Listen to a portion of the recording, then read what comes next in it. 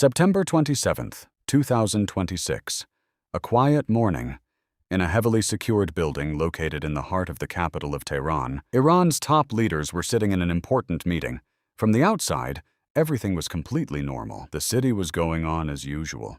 But in reality, at that very moment, the eyes of the world's most notorious intelligence agencies were fixed on that building, because they believed that Iran's supreme leader, Ayatollah Ali Khamenei, was staying there. According to various international sources, the U.S. intelligence agency first detected the movement of unusually high-level people inside the building. The information obtained through long-term surveillance was quickly shared with Israel, and from there a joint secret operation began, which gradually turned into a full-scale conflict. For months after months of attempts to infiltrate Iran's communication system, satellite surveillance, CCTV camera hacking, and various intelligence analysis were trying to understand the location of various top-level leaders step by step. The aim was not to attack directly. First, to make sure that the real target was exactly where it was, and Iran believed that its security zone was completely strong. The modern defense system installed throughout the capital and the air defense shield would keep its leaders safe. This was the natural idea.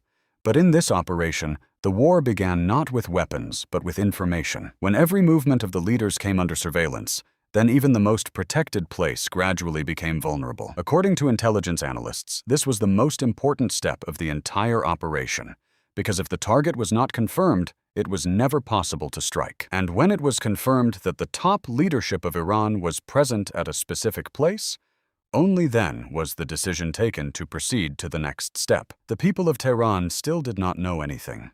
The city was running at a normal pace, but behind the shadows, the war had already begun, and history was waiting for its next moment.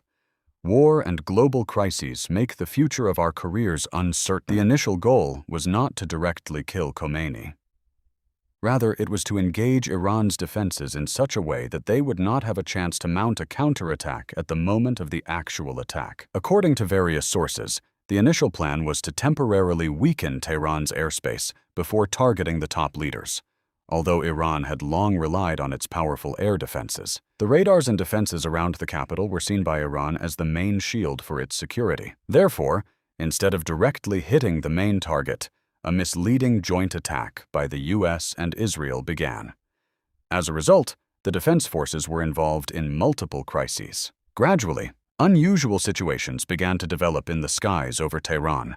News of explosions in various places kept the security forces busy, and at that very moment, a huge air operation began. About 200 warplanes from the Israeli-American base participated in the operation simultaneously, which turned the whole incident into a planned, devastating attack. Many people inside the city still did not understand where the real target was. Many dismissed the distant explosion as a limited military tension, but in reality, the range of the attack was gradually narrowing and moving towards Khomeini's secure complex, where all the top leaders of Iran were also present with him.